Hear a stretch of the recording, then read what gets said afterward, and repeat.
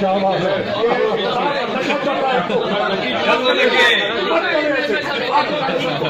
बोलिए आप कर रहे हैं, बोलिए आप कर रहे हैं, आप करें, बात करें आगे से।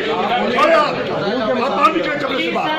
कैंडिडेट अब आप वज़ीर खाजा नहीं, मैं नहीं, तुम भी नहीं हो। तुम्हारे इक़्तिदार का नशा चढ़ गया तुम्हें अभी। मैं तो एक सेकंड, मैं वज़ीर खाजा नहीं हूँ। one second, you have to sit down.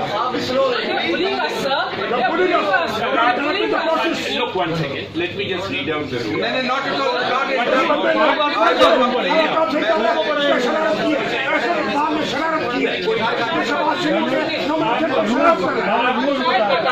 आपको रूल बताए तो वो Says the speaker shall in the present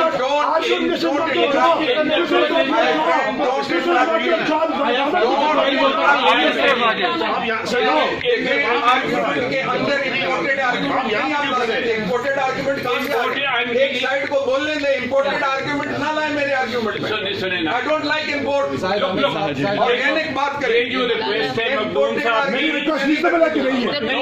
नहीं है। Why? Let me tell you.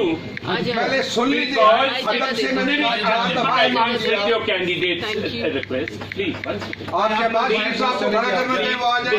आप खड़े हो जाए, मुझे दोनों पे इतराज नहीं है। बाकी साहब ने मुझसे पूछा है, मैं सिर्फ बता दूं।